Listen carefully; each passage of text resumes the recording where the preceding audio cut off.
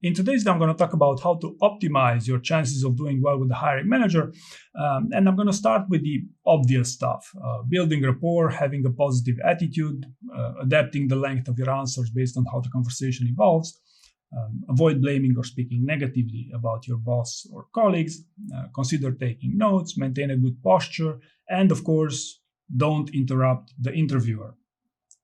Right now, this is all good advice, which, by the way, also applies with any interview and with any company. The focus of this video will be to give you some more specific advice and some experiments for you to consider while interviewing, usually in a context of doing it with a high-performing organization. Number one, find out what they're looking for. Are you a good fit? Okay, so the idea is pretty straightforward. For pretty much any role, there are 2-3 qualities they are specifically looking for in the ideal candidate. Something you will not find in the job description, by the way.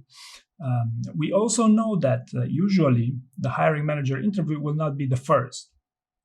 So the idea is, what if you try to gain some insight from the other interviewers? For example, what makes a great candidate for this role? Or you could also rephrase it to something on the lines of, do you have any doubts about my ability to do the job? Or even be super specific, such as, is this a hands-on or a hands-off opportunity? Okay, if you find this approach a little bit aggressive, maybe let me rephrase it this way.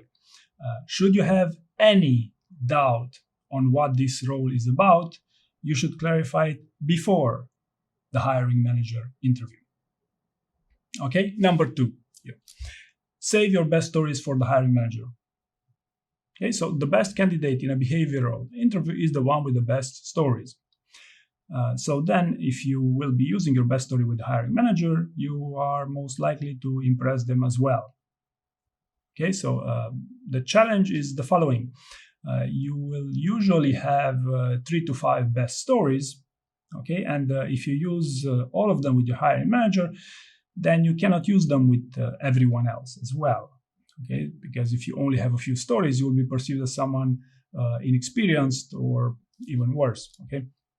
So what happens here is you must prioritize, okay? Look at your story bank, how many stories you have, maybe take notes of the stories you use during your other interviews, and essentially to try to find the right balance, right? By the way, be particularly careful if the interviewers take a ton of notes. This often means that they will confront those notes as well with the hiring panel to see if you overused your stories, okay? Number 3, can you do the job? Okay, so how do you convince them that you can do the job? Okay, and here one area of interest for you should be to focus on results, numbers, or metrics if you want. Ideally to find something compelling, something memorable about you. Okay, and here I'd have a special note for more senior roles. Non-disclosure agreements should not prevent you from highlighting your achievements and selling yourself during a job interview.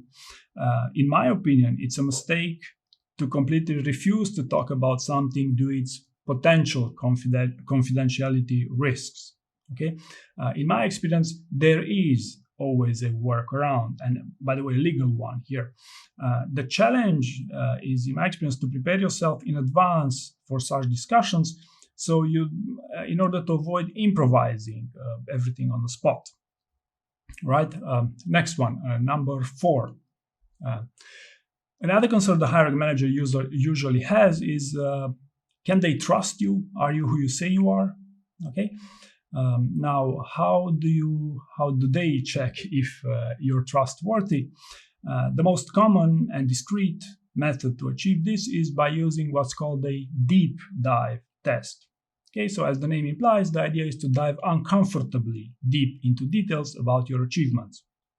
And it's surprisingly efficient to see if someone actually owned that project. Okay, so this used to be one of Elon Musk's preferred interviewing techniques, by the way, but it's quite common actually these days.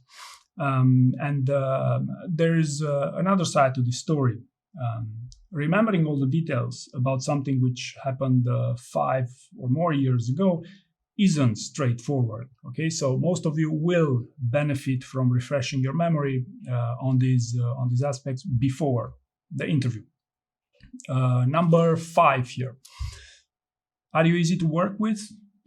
Are you someone who is easy to lead? Okay, so interpersonal skills. Let's call it this way. So how can someone tell if you're a potentially toxic employee? The most common sign is when someone talks about others, co-workers or your boss in particular, in a negative way. Okay, and if you're wondering, this does happen more often than you would expect, and at any level, right? The other one is stress, and I don't mean interview stress here. So mental health shows, and in job interviews in particular. Okay, then the second part of the question is also quite interesting. I find the one with "Are you easy to lead?" So, for instance, I am someone who's I think a bit stubborn. I actually run my own thing for many years, and I'd be one of the first to agree it would take me some time to change. Okay. I'd probably also show some resistance to authority and a difficulty to compromise. Okay, but hopefully you don't have this problem. Next one, number 6, problem-solving skills.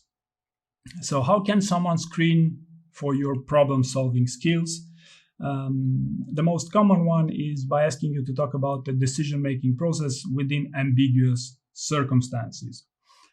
What is ambiguous circumstance, of course, depends very much by role. Someone technical might not have all the details to resolve a problem. For someone else in sales, it might not be straightforward to produce a compelling offer due to whatever ambiguous circumstances. Okay, the idea here is to ensure that you have a story, or even 3 if you want, of a time when you dealt with an ambiguous situation. And also, since this is a behavior question, you should of course structure it using the STAR format: situation, task, action, and result.